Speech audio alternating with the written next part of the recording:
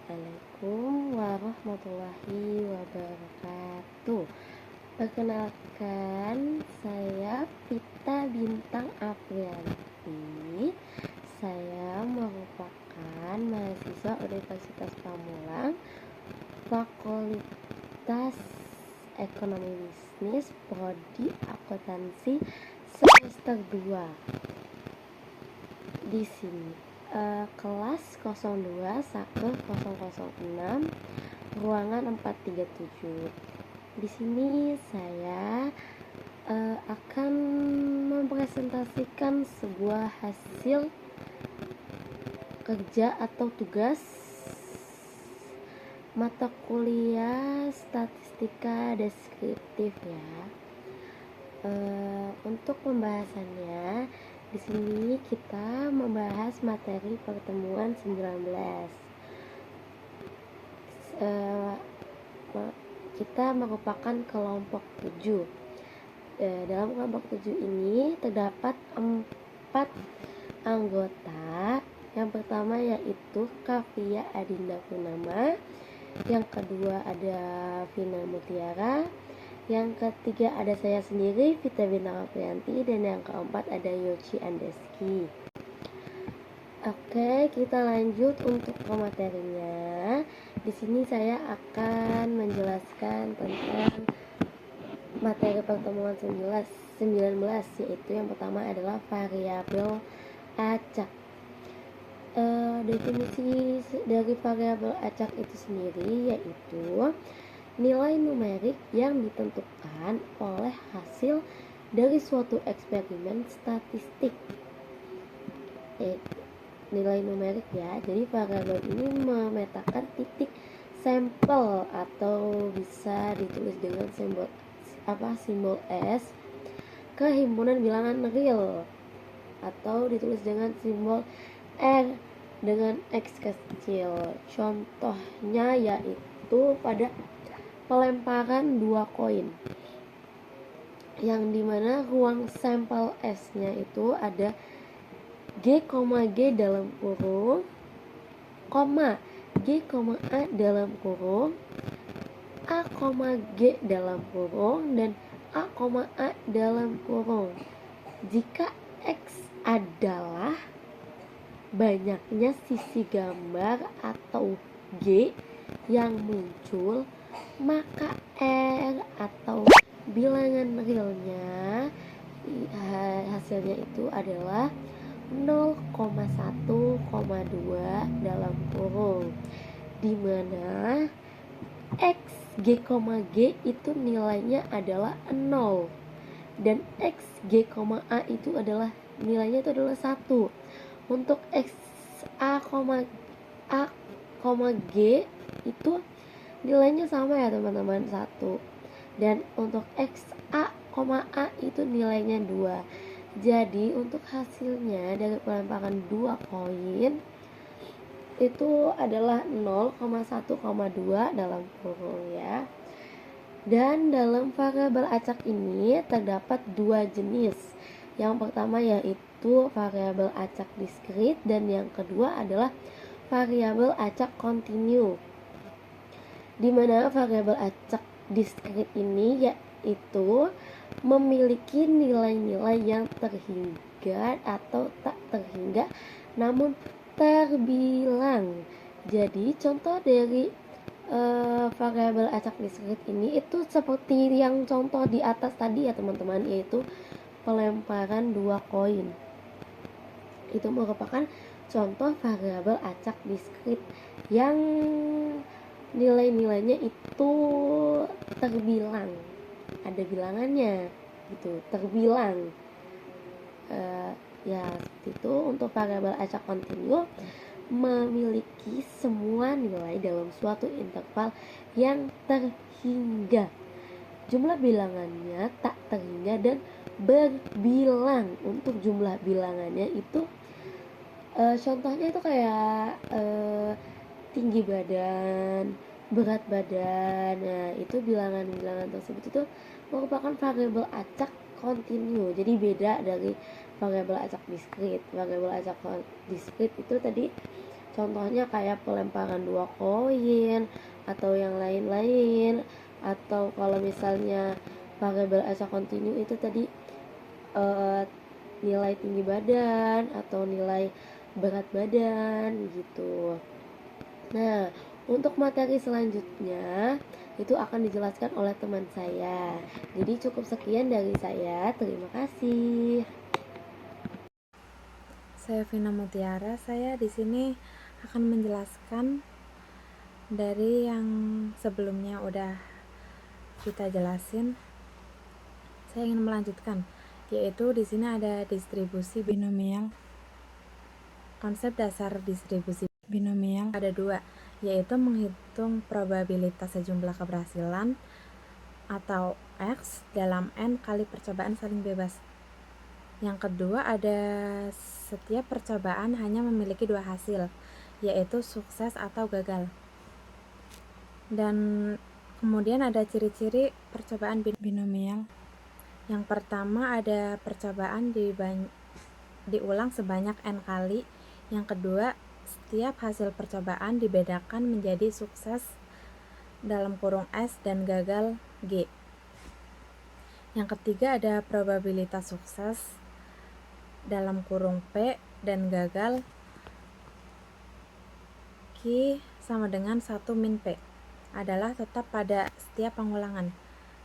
Berikutnya yang terakhir ada semua hasil percobaan saling bebas atau satu sama lain, yaitu F dalam kurung X sama dengan P dalam kurung X sama dengan X sama dengan B dalam kurung X N P sama dengan dalam kurung N per X P pangkat X Q pangkat N min X.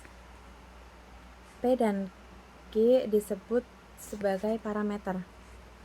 Dan berikutnya ada contoh soal.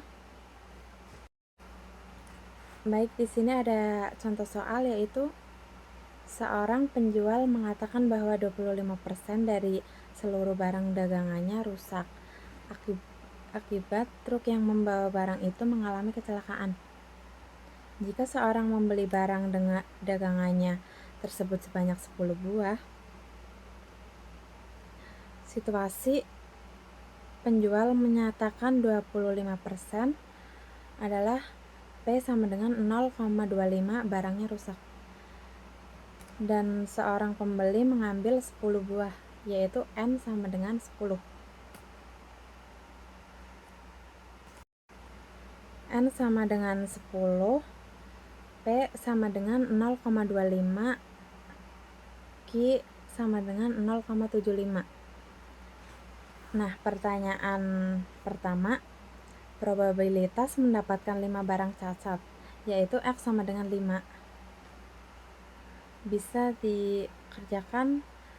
P dalam kurung X sama dengan 5 sama dengan 10 per 5, 0,25 pangkat 5, 0,75 pangkat 5.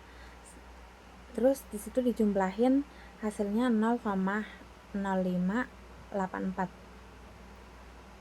yaitu peluang mendapatkan tepat 5 barang cacat adalah sekitar 5,54%. Dan ada pertanyaan yang kedua, probabilitas mendapat paling banyak 3 barang cacat, P dalam kurung X kurang dari 3, yaitu P X kurang dari 3 sama dengan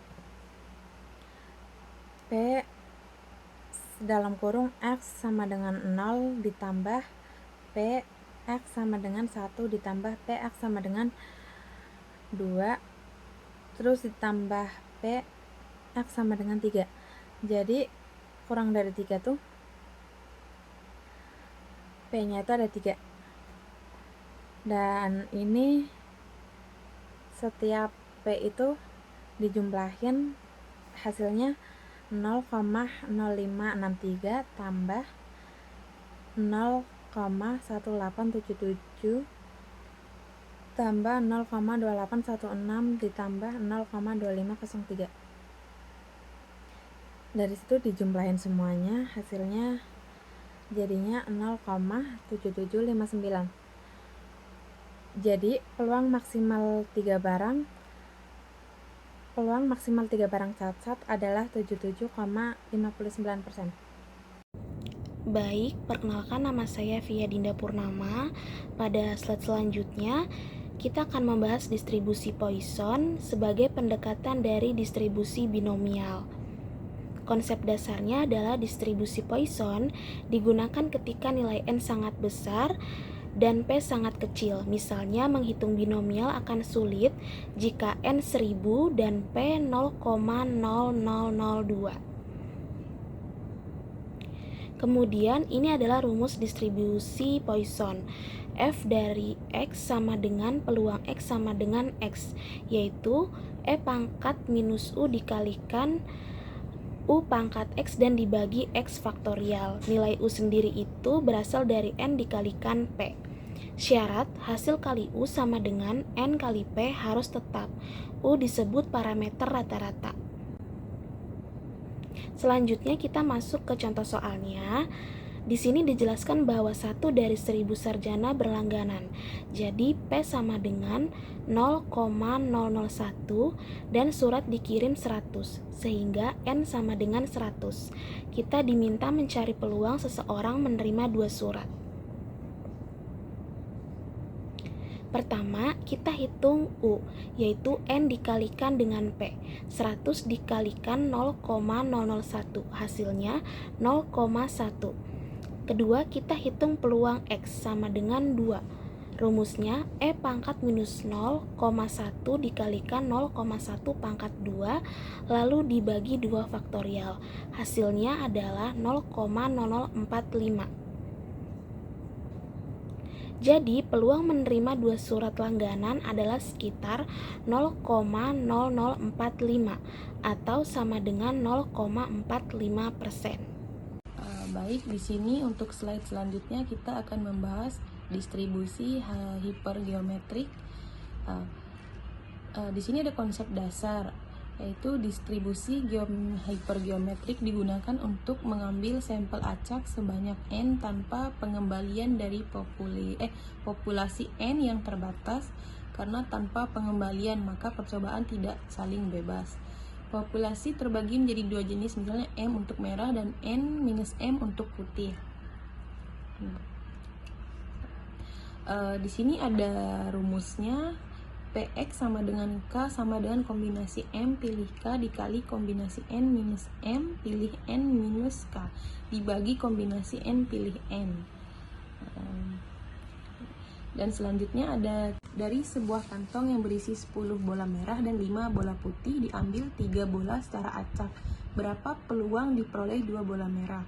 Cara menghitungnya, PX sama dengan 2 sama dengan kombinasi 10 pilih 2 dikali kombinasi 5 pilih 1 dibagi kombinasi 15 pilih 3. 45 dikali 5 dibagi 455.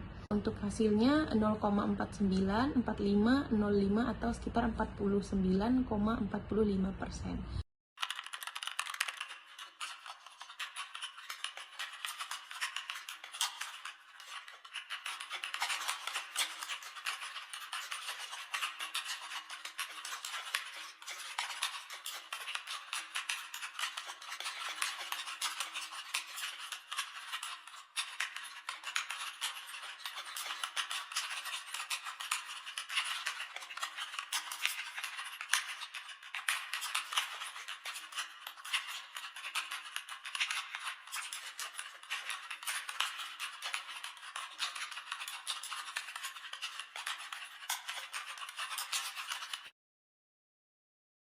Sekian presentasi dari kelompok 7. Saya akhiri. Wassalamualaikum warahmatullahi wabarakatuh.